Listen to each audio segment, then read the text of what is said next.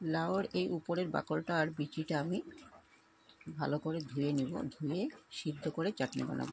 দিয়ে দেবো কড়াইতে জল, দেবো বাকলগুলো, দিয়ে দিব অল্প লবণ দিয়ে সিদ্ধ করে। বাকল আর বিচিগুলি সিদ্ধ হয়ে গেছে, নামিয়ে। কড়াই গরম হয়ে গেছে, দিয়ে দিব তেল। তেল গরম হয়ে গেছে, শুকনো মরিচটা ভেজে নেব।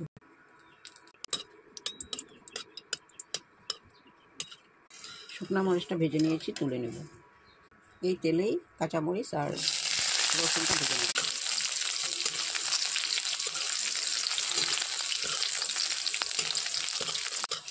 রসুন কাঁচামরিচ ভাজি হয়ে গেছে, নামিয়ে নেব। বাকলগুলো ভেজে নেব।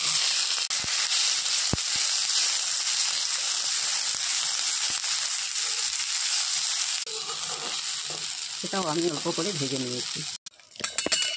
সব কিছু দিয়ে কুটে নেব।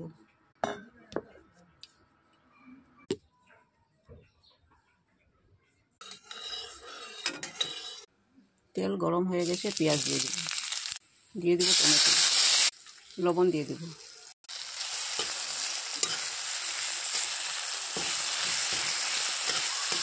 অল্প হলুদ গুঁড়া দিয়ে দেবো, মরিচের গুঁড়া। বাটাটা দিয়ে ভেজে নেব, ভালো করে ভেজে নেব।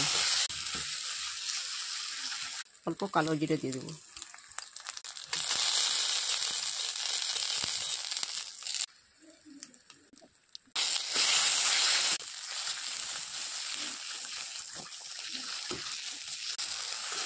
লাউয়ের খোসা বাটা আমার হয়ে গেছে।